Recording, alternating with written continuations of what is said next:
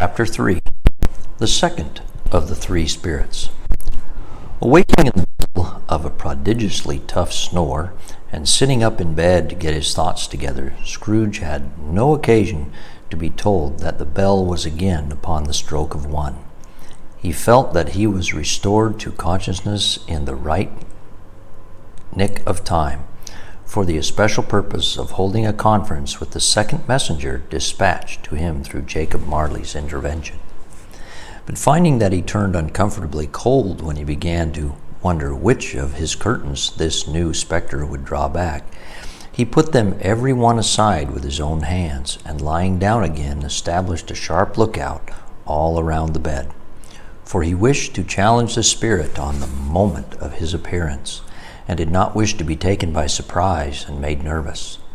Gentlemen of the free and easy sort, who plume themselves on being acquainted with a move or two, and being usually equal to the time of day, express the wide range of their capacity for adventure by observing that they are good for anything from pitch and toss to manslaughter, between which opposite extremes, no doubt, there lies a tolerably wide and comprehensive range of subjects. Without venturing for Scrooge quite as heartily as this, I don't mind calling on you to believe that he was ready for a good broad field of strange appearances, and that nothing between a baby and a rhinoceros would have astonished him very much. Now, being prepared for almost anything, he was not by any means prepared for nothing, and consequently, when the bell struck 1 and no shape appeared, he was taken with a violent fit of trembling. 5 minutes, 10 minutes, a quarter of an hour went by, yet nothing came. All this time he lay upon his bed, the very core and center of a blaze of ruddy light which streamed upon it when the clock proclaimed the hour, and which, being only light, was more alarming than a dozen ghosts, as he was powerless to make out what it meant or would be at, and was sometimes apprehensive that he might be at that very moment an interesting case of spontaneous combustion, without having the consolation of knowing it. At last, however, he began to think as you or I would have thought at first, for it is always the person not in the predicament who knows what ought to have been done in it, and would unquestionably have done it too. At least, I say, he began to think that the source and secret of this ghostly light might be in the adjoining room, from whence, on further tracing it, it seemed to shine. This idea taking full possession of his mind, he got up softly and shuffled in his slippers to the door. The moment Scrooge's hand was on the lock, a strange voice called him by his name and bade him enter. He obeyed. It was his own room. There was no doubt about that. But it had undergone a surprising transformation. The walls and ceiling were so hung with living green that it looked like a perfect grove, from every part of which light gleaming berries glistened. The crisp leaves of holly, mistletoe, and ivy reflected back the light, as if so many little mirrors had been scattered there, and such a mighty blaze went roaring up the chimney as that dull petrification of a hearth had never known in Scrooge's time, or Marley's, or for many and many a winter season gone.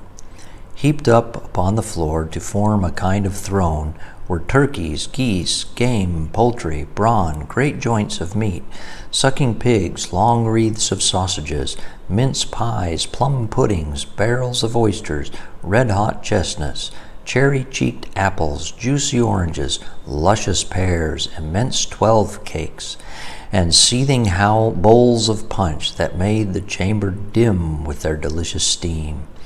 In easy state upon this couch there sat a jolly giant, glorious to see, who bore a glowing torch, in shape not unlike Plenty's horn, and held it up, high up, to shed its light on Scrooge as he came peeping round the door. "Come in," exclaimed the ghost. "Come in, and know me better, man." Scrooge entered timidly and hung his head before the spirit. He was not the dogged Scrooge he had been, and though its eyes were clear and kind, he did not like to meet him. "I am the ghost of Christmas Present," said the spirit. Look upon me." Scrooge reverently did so. He was clothed in one simple deep green robe, or mantle, bordered with white fur. This garment hung so loosely on the figure that its capacious breast was bare, as if disdaining to be warded or concealed by any artifice. Its feet, observable beneath the ample folds of the garment, were also bare, and on its head it wore no other covering than a holly wreath set there and there with shining icicles. Its dark brown curls were long and free as its genial face, its sparkling eyes, its open hand, its cheery voice, its unconstrained demeanor, and its joyful air. Girded round its middle was an antique scabbard, but no sword was in it, and the ancient sheath was eaten up with rust. "You have never seen the like of me before," exclaimed the spirit. "Never," Scrooge made answer to it. "Have never walked forth with the younger members of my family," meaning, for I am very young, my elder brothers born in these later years, pursued the phantom. "I don't think I have," said Scrooge. "I am afraid I have not." "Have you had many brothers, spirit?" "More than 1,800, said the ghost. "A tremendous family to provide for," muttered Scrooge. The ghost of Christmas present rose. "Spirit," said Scrooge submissively, "conduct me where you will. I went forth last night on compulsion, and I learnt a lesson which is working now. Tonight you have aught to teach me. Let me profit by it. Touch my robe." Scrooge did as he was told and held it fast. Holly, mistletoe, red berries, ivy, turkeys, geese, game, poultry, brawn, meat, pigs, sausages, oysters, pies, puddings, fruit, and punch all vanished instantly. So did the room, the fire, the ruddy glow, the hour of night, and they stood in the city streets on Christmas morning, where, for the weather was severe, the people made a rough but brisk and not unpleasant kind of music, in scraping the snow from the pavement in front of their dwellings and from the tops of their houses, whence it was mad delight to the boys to see it come plunging down into the road below and splitting into artificial little snowstorms. The house fronts looked black enough, and the windows blacker, contrasting with the smooth white sheet of snow upon the roofs, and with the dirtier snow upon the ground, which last deposit had been plowed up in deep furrows by the heavy wheels of carts and wagons. Furrows that crossed and recrossed each other hundreds of times, where the great streets branched off and made intricate channels hard to trace in the thick yellow mud and icy water.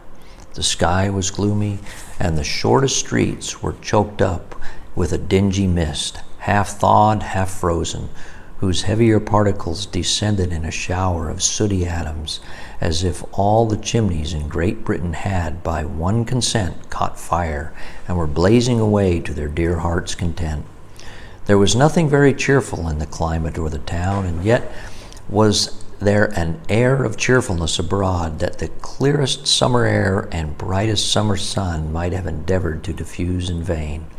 For the people who were shoveling away on the housetops were jovial and full of glee, calling out to one another from the parapets, and now and then exchanging a facetious snowball, better-natured missile far than many a wordy jest, laughing heartily if it went right, and not less heartily if it went wrong. The poulterers' shops were still half open, and the fruiterers were radiant in their glory. There were great, round, pot-bellied baskets of chestnuts, shaped like the waistcoats of jolly old gentlemen, lolling at the doors and tumbling out into the streets in their apoplectic opulence. There were ruddy, brown-faced, broad-girthed Spanish onions shining in the fatness of their growth like Spanish friars, and winking from their shelves in wanton slyness at the girls as they went by, and glanced demurely at the hung-up mistletoe. There were pears and apples clustered high in blooming pyramids. There were bunches of grapes made in the shopkeeper's benevolence to dangle from conspicuous hooks that people's mouths might water gratis as they passed. There were piles of filberts, mossy and brown, recalling in their fragrance ancient walks among the woods and pleasant shufflings ankle-deep through withered leaves. There were Norfolk biffins, squab and swarthy, setting off the yellow of the oranges and lemons, and in the great compactness of their juicy person, urgently entreating and beseeching to be carried home in paper bags and eaten after dinner. The very gold and silver fish set forth among these choice fruits in a bowl, though members of a dull and stagnant-blooded race, appeared to know that there was something going on, and to a fish went gasping round and round their little world in slow and passionless excitement. The grocers, oh, the grocers, nearly closed with perhaps 2 shutters down or 1, but through those gaps such glimpses. It was not alone that the scales descending on the counter made a merry sound, or that the twine and roller parted company so briskly, or that the canisters were rattled up and down like juggling tricks, or even that the blended scents of tea and coffee were so grateful to the nose, or even that the raisins were so plentiful and rare, the almonds so extremely white, the sticks of cinnamon so long and straight, the other spices so delicious, the candied fruits so caked and spotted with molten sugar as to make the coldest lookers-on feel faint and subsequently bilious. Nor was it that the figs were moist and pulpy, or that the French plums blushed in modest tartness from their highly decorated boxes, or that everything was good to eat and in its Christmas dress. But the customers were all so hurried and so eager in the hopeful promise of the day that they tumbled up against each other at the door, crashing their wicker baskets wildly, and left their purchases upon the counter and came running back to fetch them, and committed hundreds of the like mistakes, in the best of humor possible, while the grocer and his people were so frank and fresh that the polished hearts with which they fastened their aprons behind might have been their own, worn outside for general inspection and for Christmas daws to peek at if they chose. But soon the steeples called good people all to church and chapel, and away they came, flocking through the streets in their best clothes and with their gayest faces, and at the same time there emerged from scores of by-streets, lanes, and nameless turnings innumerable people carrying their dinners to the bakers' shops. The sight of these poor revelers appeared to interest the spirit very much, for he stood with Scrooge beside him in a baker's doorway, and taking off the covers as their bearers passed, sprinkled incense on their dinners from his torch. And it was a very uncommon kind of torch, for once or twice there were angry words between some dinner carriers who had jostled with each other. He shed a few drops of water on them from it, and their good humor was restored directly, for they said it was a shame to quarrel upon Christmas Day, and so it was. God love it, so it was. In time the bells ceased, and the bakers were shut up, and yet there was a genial shadowing forth of all these dinners and the progress of their cooking in the thawed blotch of wet above each baker's oven, where the pavement smoked as if the stones were cooking too. "Is there a peculiar flavor in what you sprinkle from your torch?" asked Scrooge. "There is, my own."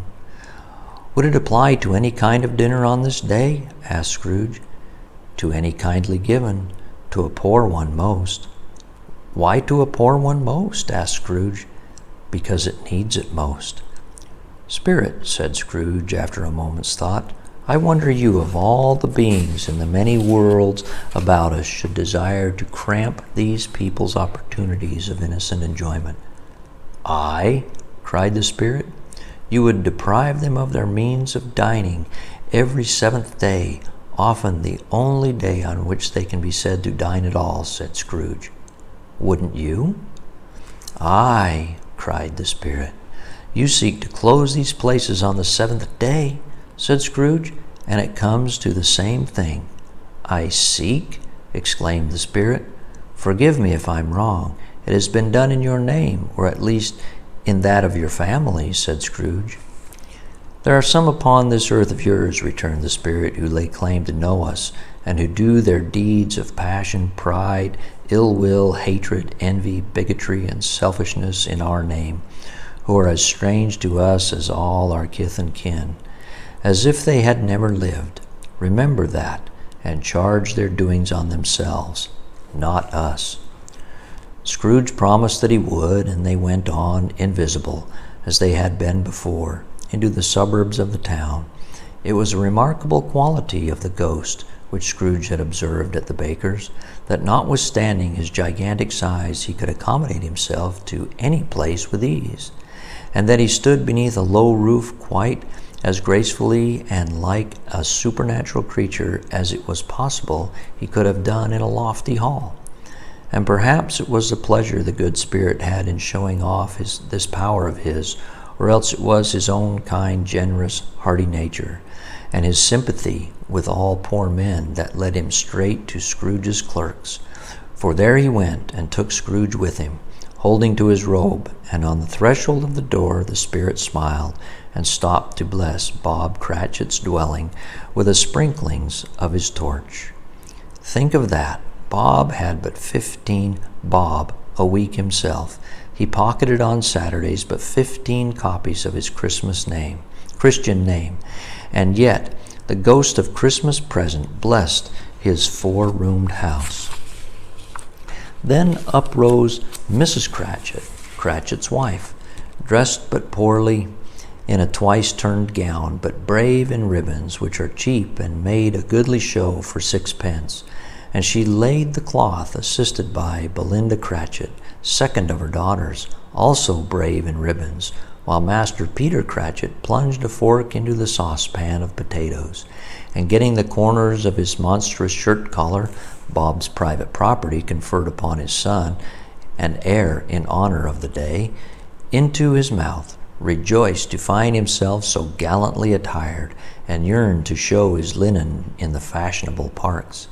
And now 2 smaller Cratchits, boy and girl, came tearing in, screaming that outside the baker's they had smelt the goose, and known it for their own, and basking in luxurious thoughts of sage and onion, these young Cratchits danced about the table and exalted Master Peter Cratchit to the skies, while he, not proud, although his collars nearly choked him, blew the fire until the slow potatoes, bubbling up, knocked loudly in the saucepan's lid to let out and be peeled.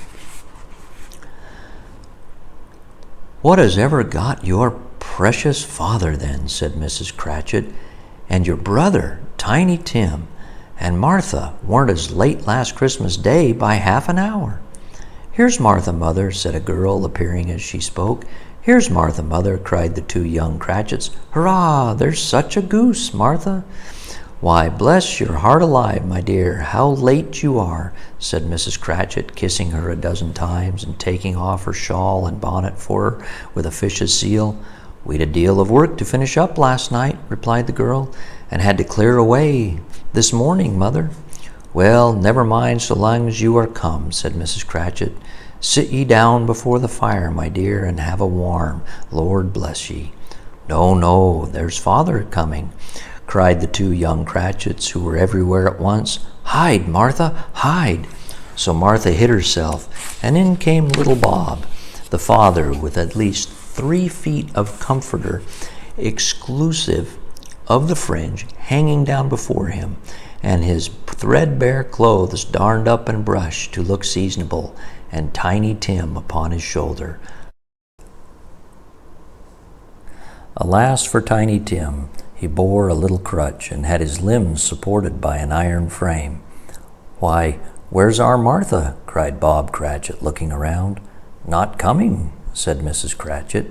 "Not coming," said Bob, with a sudden declension in his high spirits, for he had been Tim's blood horse all the way from church, and had come home rampant. "Not coming upon Christmas Day!"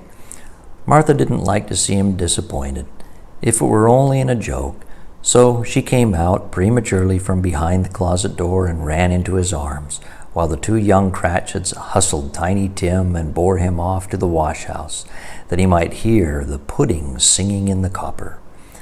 "And how did little Tim behave?" asked Mrs. Cratchit, when she had rallied Bob on his credulity, and Bob had hugged his daughter to his heart's content.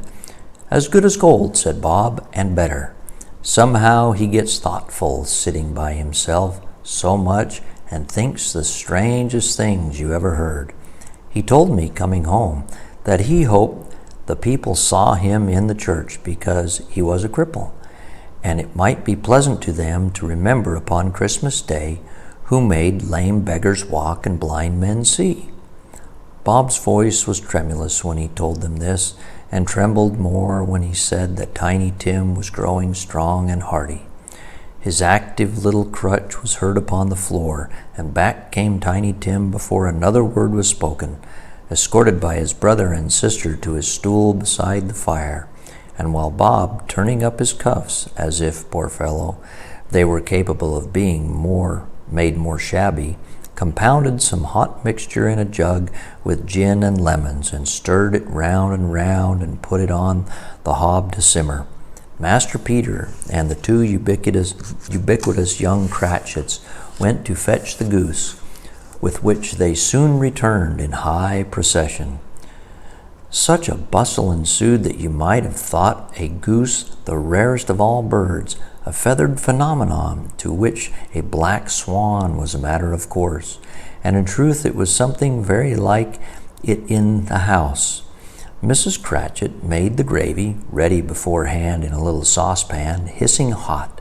Master Peter mashed the potatoes with incredible vigor. Miss Belinda sweetened up the applesauce. Martha dusted the hot plates. Bob took Tiny Tim beside him in a tiny corner at the table. The two young Cratchits set chairs for everybody, not forgetting themselves, and mounting guard upon their posts, crammed spoons into their mouths, lest they should shriek for goose before their turn came to be helped. At last the dishes were set on, and grace was said. It was succeeded by a breathless pause, as Mrs. Cratchit, looking slowly all along the carving knife, prepared to plunge it in the breast. But when she did, and when the long-expected gush of stuffing issued forth, one murmur of delight rose all around the board, and even Tiny Tim, excited by the two young Cratchits, beat on the table with the handle of his knife, and feebly cried, "Hurrah!" There never was such a goose. Bob said he didn't believe there ever was such a goose cooked. Its tenderness and flavor, size and cheapness were the themes of universal admiration. Eked out by the applesauce and mashed potatoes, it was a sufficient dinner for the whole family. Indeed, as Mrs. Cratchit said with great delight, surveying one small atom of a bone upon the dish, they hadn't ate it all at last. Yet every one had had enough, and the youngest Cratchits in particular were steeped in sage and onion to the eyebrows. But now, the plates being changed by Miss Belinda, Mrs. Cratchit left the room alone, too nervous to bear witness, to take the pudding up and bring it in. Suppose it should not be done enough. Suppose it should break in turning out. Suppose somebody should have got over the wall of the backyard and stolen it while we were merry with the goose. A supposition at which the two young Cratchits became livid. All sorts of horrors were supposed. Hello! A great deal of steam.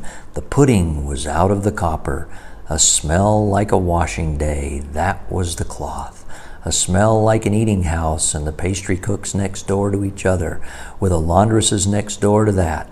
That was the pudding. In half a minute, Mrs. Cratchit entered, flushed but smiling proudly with the pudding. Like a speckled cannonball, so hard and firm, blazing in half a quartern of ignited brandy, and bedight with Christmas holly stuck into the top. Oh, a wonderful pudding, Bob Cratchit said, and calmly too, that he regarded it as the greatest success achieved by Mrs. Cratchit since their marriage. Mrs. Cratchit said that now the weight of it was off her mind. She would confess she had had her doubts about the quality of flour. Everybody had something to say about it, but nobody said or thought it was at all a small pudding for a large family. It would have been flat heresy to do so. Any Cratchit would have blushed to hint at such a thing. At last the dinner was all done. The cloth was cleared up, the hearth swept, and the fire made up. The compound in the jug being tasted and considered perfect, Apples and oranges were put upon the table, and a shovelful of chestnuts on the fire. Then all the Cratchit family drew around the hearth in what Bob Cratchit called a circle, meaning half a one, and at Bob Cratchit's elbow stood the family display of glass, 2 tumblers and a custard cup without a handle. These held the hot stuff from the jug, however, as well as golden goblets would have done, and Bob served it out with beaming looks, while the chestnuts on the fire sputtered and crackled noisily. Then Bob proposed, "A Merry Christmas to all of us, my dears. God bless us," which all the family re-echoed. "God bless us, everyone," said Tiny Tim, the last of all. He sat very close to his father's side upon his little stool. Bob held his withered little hand in his as if he loved the child and wished to keep him by his side, and dreaded that he might be taken from him. "Spirit," said Scrooge with an interest he had never felt before, "tell me if Tiny Tim will live." "I see a vacant seat," replied the ghost, "in the poor chimney corner, and a crutch without an owner, carefully preserved. If these shadows remain unaltered by the future, the child will die." "No, no," said Scrooge. "Oh, no, kind spirit, say he will be spared." "If these shadows remain unaltered by the future, none other of my race," returned the ghost, "will find him here." "What then? If he be like to die, he had better do it, and decrease the surplus population." Scrooge hung his head to hear his own words quoted by the spirit, and was overcome with penitence and grief. "Man," said the ghost, "if man you be in heart, not adamant, forbear that wicked cant until you have discovered what the surplus is, and where it is. Will you decide what men shall live, what men shall die? It may be that in the sight of heaven you are more worthless and less fit to live than millions like this poor man's child. O God, to hear the insect on the leaf pronouncing on the too much life among his hungry brothers in the dust." Scrooge bent before the ghost's rebuke, and trembling cast his eyes upon the ground, but he raised them speedily on hearing his own name. "Mr. Scrooge," said Bob. "I'll give you Mr. Scrooge, the founder of the feast." "The founder of the feast, indeed," cried Mrs. Cratchit, reddening. I wish I had him here. I'd give him a piece of my mind to feast upon, and I'd hope he'd have a good appetite for it." "My dear," said Bob, "the children, Christmas Day." "It should be Christmas Day, I am sure," said she, "on which one drinks the health of such an odious, stingy, hard, unfeeling man as Mr. Scrooge. You know he is, Robert. Nobody knows it better than you do. Poor fellow." "My dear," was Bob's mild answer, "Christmas Day." "I'll drink to his health for your sake and the day's," said Mrs. Cratchit, "not for his. Long life to him, a Merry Christmas and a Happy New Year. He'll be very merry and very happy, I have no doubt." The children drank the toast after her. It was the first of their proceedings which had no heartiness in it. Tiny Tim drank it last of all, but he didn't care 2 pence for it. Scrooge was the ogre of the family. The mention of his name cast a dark shadow on the party, which was not dispelled for full 5 minutes. After it had passed away, they were 10 times merrier than before, from the mere relief of Scrooge the baleful being done with. Bob Cratchit told them how he had a situation in his eye for Master Peter, which would bring in, if obtained, full 5 and 6 pence weekly. The 2 young Cratchits laughed tremendously at the idea of Peter being a man of business, and Peter himself looked thoughtfully at the fire from between his collars, as if he were deliberating what particular investments he should favor when he came into the receipt of that bewildering income. Martha, who was a poor apprentice at a milliner's, then told them what kind of work she had to do, and how many hours she worked at a stretch, and how she meant to lie abed tomorrow morning for a good long rest, tomorrow being a holiday she passed at home. Also how she had seen a countess and a lord some days before, and how the lord was much about as tall as Peter, at which Peter pulled up his collars so high that you couldn't have seen his head if you hadn't been there. All this time the chestnuts and the jug went round, and by they had a song about a lost child traveling in the snow, from Tiny Tim, who had a plaintive little voice and sang it very well indeed. There was nothing of high mark in this. They were not a handsome family. They were not well dressed. Their shoes were far from being waterproof. Their clothes were scanty, and Peter might have known, and very likely did, the inside of a pawnbroker's.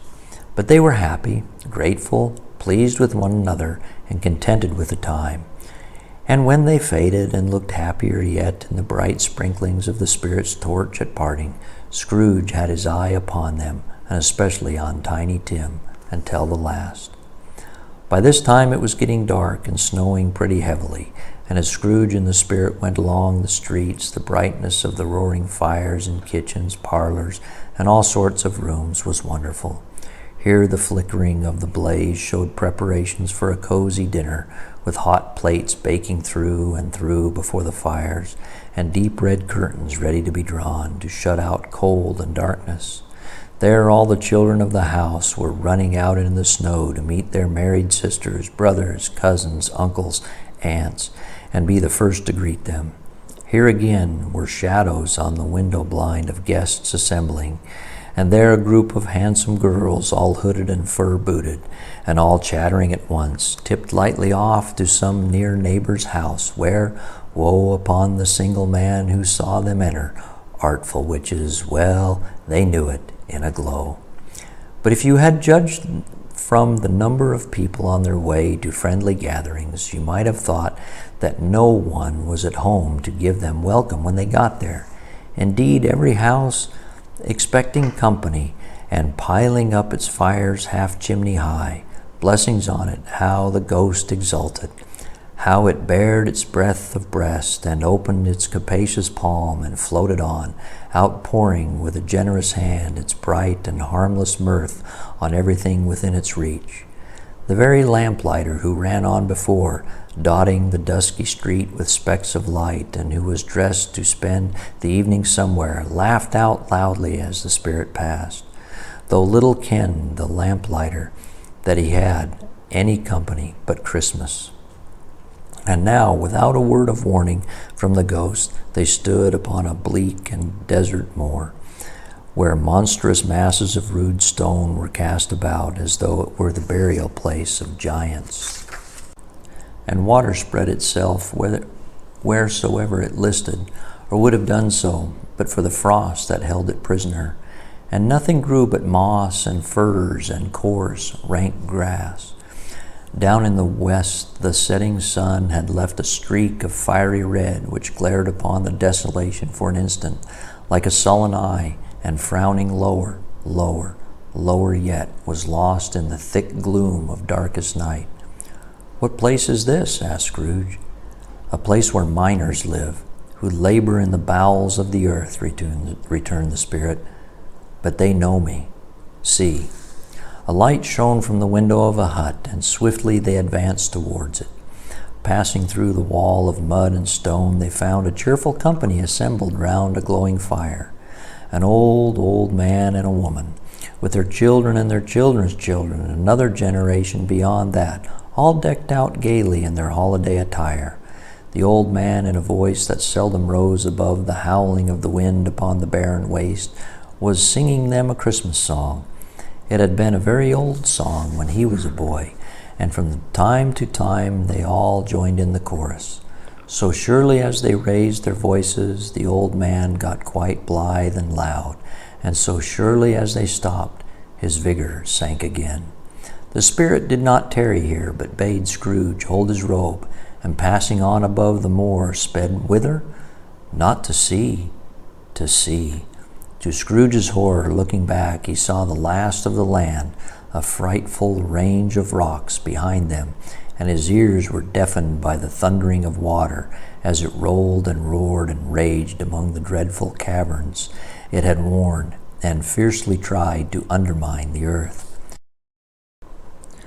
Built upon a dismal reef of sunken rocks some league or so from shore, on which the waters chafed and dashed the wild year through, there stood a solitary lighthouse. Great heaps of seaweed clung to its base, and storm birds, born of the wind one might suppose, as seaweed of the water, rose and fell about it like the waves they skimmed. But even here, two men who watched the light had made a fire that through the loophole in the thick stone wall shed out a ray of brightness on the awful sea. Joining their horny hands over the rough table at which they sat, they wished each other a Merry Christmas in their can of grog. And one of them, the elder, too, with his face all damaged and scarred with hard weather, as the figurehead of an old ship might be, struck up a hearty song that was like a gale in itself. Again the ghost sped on above the black and heaving sea, on, until, being far away, as he told Scrooge, from any shore, they lighted on a ship. They stood beside the helmsman at the wheel, the lookout in the bow, the officers who had the watch, dark, ghostly figures in their several stations, but every man among them hummed a Christmas tune, or had a Christmas thought, or spoke below his breath to his companion of some bygone Christmas day, with homeward hopes belonging to it. And every man on board, waking or sleeping, good or bad, had had a kinder word for another on that day than on any other day in the year, and had shared to some extent in its festivities, and had remembered those he cared for at a distance, and had known that they delighted to remember him. It was a great surprise to Scrooge, while listening to the moaning of the wind and thinking what a solemn thing it was to move on through the lonely darkness over an unknown abyss, whose depths were secrets as profound as death. It was a great surprise to Scrooge, while thus engaged, to hear a hearty laugh. It was a much greater surprise to Scrooge to recognize it as his own nephew's, and to find himself in a bright, dry, gleaming room, with the spirit standing smiling by his side and looking at the same nephew with approving affability. "Ha ha!" laughed Scrooge's nephew. "Ha ha ha! If you should happen, by any unlikely chance, to know a man more blessed in a laugh than Scrooge's nephew, all I can say is, I should like to know him too. Introduce me to him, and I'll cultivate his acquaintance. It is a fair, even-handed, noble adjustment of things that while there is infection in disease and sorrow, there is nothing in the world so irresistibly contagious as laughter and good humor." When Scrooge's nephew laughed in this way, holding his sides, rolling his head, and twisting his face into the most extravagant contortions, Scrooge's niece, by marriage, laughed as heartily as he, and their assembled friends, being not a bit behindhand, roared out lustily, "Ha ha! Ha ha ha ha ha! He said that Christmas was a humbug, as I live," cried Scrooge's nephew. "He believed it, too." "More shame for him, Fred," said Scrooge's niece indignantly. "Bless those women, they never do anything by halves. They are always in earnest." She was very pretty, exceedingly pretty, with a dimpled, surprised-looking capital face, a ripe little mouth that seemed made to be kissed, as no doubt it was, all kinds of good little dots about her chin that melted into one another when she laughed, and the sunniest pair of eyes you ever saw in any little creature's head. Altogether she was what you would have called provoking, you know, but satisfactory too. Oh, perfectly satisfactory. "He's a comical old fellow," said Scrooge's nephew. "That's the truth, and not so pleasant as he might be. However, his offenses carry their own punishment, and I have nothing to say against him." "I'm sure he is very rich, Fred," hinted Scrooge's niece. "At least you always tell me so." "What of that, my dear?" said Scrooge's nephew. "His wealth is of no use to him. He don't do any good with it. He don't make himself comfortable with it. He hasn't the satisfaction of thinking, ha ha ha, that he is ever going to benefit us with it. "I have no patience with him," observed Scrooge's niece. Scrooge's niece's sisters and all the other ladies expressed the same opinion. "Oh, I have," said Scrooge's nephew. "I am sorry for him. I couldn't be angry with him if I tried. Who suffers by his ill whims? Himself, always. Here he takes into his head to dislike us, and he won't come and dine with us. What's the consequences? He don't lose much of a dinner." "Indeed, I think he loses a very good dinner," interrupted Scrooge's niece. "Everybody else said the same, and they must be allowed to have been competent judges, because they had just had dinner, and, with the dessert upon the table, were clustered round by the fire by lamplight." "Well, I am very glad to hear it," said Scrooge's nephew, "because I haven't any great faith in these young housekeepers. What do you say, Topper?" Topper had clearly got his eye upon one of Scrooge's niece's sisters, for he answered that a bachelor was a wretched outcast who had no right to express an opinion on the subject. Whereat Scrooge's niece's sister, the plump one with the lace tucker, not the one with the roses, blushed. "Do go on, Fred," said Scrooge's niece, clapping her hands. "He never finishes what he begins to say. He is such a ridiculous fellow."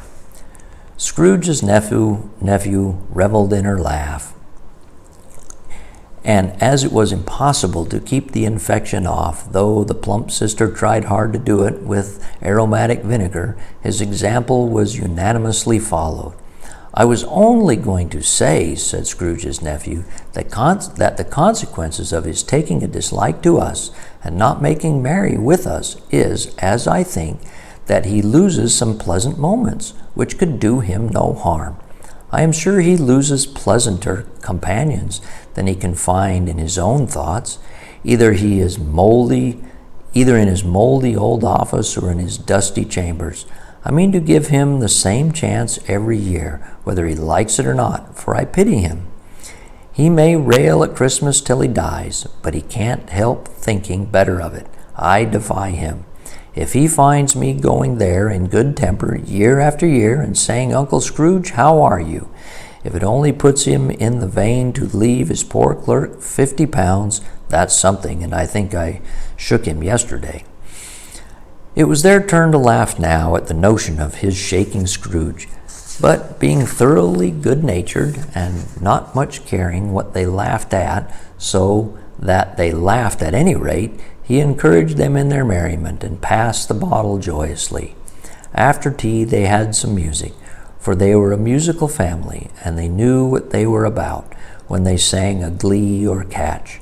I can assure you, especially Topper, who could growl away in the bass like a good one, and never swell the large veins in his forehead or get red in the face over it. Scrooge's niece played well upon the harp, and played among other tunes a simple little air, a mere nothing you might learn to whistle in 2 minutes, which had been familiar to the child who fetched Scrooge from the boarding-house, as he had been reminded by the ghost of Christmas past. When this strain of music sounded, all the things that the ghost had shown him came upon his mind. He softened more and more, and thought that if he could have listened to it often, years ago, he might have cultivated the kindness of life for his own happiness with his own hands, without resorting to the sexton's spade that buried Jacob Marley. But they didn't devote the whole evening to music. After a while they played at forfeits, for it is good to be children sometimes, and never better than at Christmas, when its mighty founder was a child himself. Stop! There was first a game at Blind Man's Bluff. Of course there was, and I no more believe Topper was really blind than I believe he had eyes in his boots. My opinion is that it was a done thing between him and Scrooge's nephew, and that the ghost of Christmas present knew it. The way he went after that plump sister in the lace tucker was an outrage on the credulity of human nature, knocking down the fire irons, tumbling over the chairs, bumping up against the piano, smothering himself among the curtains. Wherever she went, there he went. He always knew where the plump sister was. He wouldn't catch anyone else, and if you had fallen up against him, as some of them did, and stood there, he would have made a feint of endeavoring to seize you, which would have been an affront to your understanding, and would instantly have sidled off in the direction of the plump sister. She often cried out that it wasn't fair, and it really was not. But when at last he caught her, when in spite of all her silken rustlings and her rapid flutterings past him, he got her into the corner whence there was no escape, when his conduct was the most execrable, for his pretending not to know her, his pretending that it was necessary to touch her headdress, and further to assure himself of her identity by pressing a certain ring upon her finger and a certain chain about her neck, was vile, monstrous. No doubt she told him her opinion of it when, another blind man being in office, they were so very confidential together behind the curtains. Scrooge's niece was not one of the blind man's buff party, but it was made comfortable with a large chair and a footstool in a snug corner where the ghost and Scrooge were close behind her. But she joined in the forfeits and loved her love to admiration with all the letters of the alphabet. Likewise, at the game of how, when, and where, she was very great, and to the secret joy of Scrooge's nephew, beat her sisters hollow, though they were sharp girls too, as Topper could have told you. There might have been 20 people there, young and old, but they all played, and so did Scrooge, for, wholly forgetting in the interest he had in what was going on, that his voice made no sound in their ears, he sometimes came out with his guess quite loud, and very often guessed right, too, for the sharpest needle, best Whitechapel, warranted not to cut in the eye, was not sharper than Scrooge, blunt as he took it in his head to be. The ghost was greatly pleased to find him in this mood, and looked upon him with such favor that he begged like a boy to be allowed to stay until the guests departed. But this, the spirit said, could not be done. "Here is a new game," said Scrooge. "1 half-hour, spirit, only one." It was a game called Yes and No, where Scrooge's nephew had to think something, and the rest of them find out what. He only answering to their questions yes or no, as was the case. The brisk fire of questioning to which he was exposed elicited from him that he was thinking of an animal, a live animal, rather a disagreeable animal, a savage animal, an animal that growled and grunted sometimes, and talked sometimes, and lived in London, and walked about the streets, and wasn't made a show of, and wasn't led by anybody, and didn't live in a menagerie, and was never killed in a market, and was not a horse, or a donkey, or a cow, or a bull, or a tiger, or a dog, or a pig, or a cat, or a bear. At every fresh question that was put to him, this nephew burst into a fresh roar of laughter, and was so inexpressibly tickled that he was obliged to get up off the sofa and stamp. At last, the plump sister, falling into a similar state, cried out, "I have found it out! I know what it is, Fred! I know what it is!" "What is it?" cried Fred. "It's your Uncle Scrooge!" Which it certainly was. Admiration was the universal sentiment, though some objected that the reply to, "Is it a bear?" ought to have been yes, inasmuch as an answer in the negative was sufficient to have diverted their thoughts from Mr. Scrooge, supposing they had ever had any tendency that way. "He has given us plenty of merriment, I am sure," said Fred, "and it would be ungrateful not to drink to his health. Here is a glass of mulled wine ready to our hand at the moment, and I say, Uncle Scrooge." "Well, Uncle Scrooge," they cried. "A Merry Christmas and a Happy New Year to the old man, whatever he is," said Scrooge's nephew. "He wouldn't take it from me, but may he have it, nevertheless, Uncle Scrooge." Uncle Scrooge had imperceptibly become so gay and light of heart that he would have pledged the unconscious company in return, and thanked them in an inaudible speech if the ghost had given him time. But the whole scene passed off in the breath of the last words spoken by his nephew, and he and the spirit were again upon their travels. Much they saw, and far they went, and many homes they visited, but always with a happy end. The spirit stood beside sick beds, and they were cheerful, on foreign lands, and they were close at home, by struggling men, and they were patient in their greater hope, by poverty, and it was rich. In almshouse, hospital, and jail, in misery's every refuge, where vain man in his little brief authority had not made fast the door and barred the spirit out, he left his blessing and taught Scrooge his precepts. It was a long night, if it were only a night, but Scrooge had his doubts of this, because the Christmas holidays appeared to be condensed into the space of time they passed together. It was strange, too, that while Scrooge remained unaltered in his outward form, the ghost grew milder, older, clearly older. Scrooge had observed this change, but never spoke of it, until they left the children's 12th night party, when, looking at the spirit as they stood together in an open place, he noticed that its hair was gray. "Are spirits' lives so short?" asked Scrooge. "My life upon this globe is very brief," replied the ghost. "It ends tonight." "Tonight?" cried Scrooge. "Tonight at midnight. Hark, the time is drawing near." The chimes were ringing the 11:75 at the moment. "Forgive me if I am not justified in what I ask," said Scrooge, looking intently at the spirit's robe. "But I see something strange and not belonging to yourself protruding from your skirts. Is it a foot or a claw?" "It might be a claw, for the flesh there is upon it," was the spirit's sorrowful reply. "Look here." From the foldings of its robe it brought 2 children, wretched, abject, frightful, hideous, miserable. They knelt down at its feet and clung upon the outside of its garment. "Oh, man, look here. Look down here," exclaimed the ghost. They were a boy and a girl, yellow, meager, ragged, scowling, wolfish, but prostrate, too, in their humility. Where a grateful youth should have filled their features out and touched them with its freshest tints, a stale and shriveled hand like that of age had pinched and twisted them and pulled them into shreds.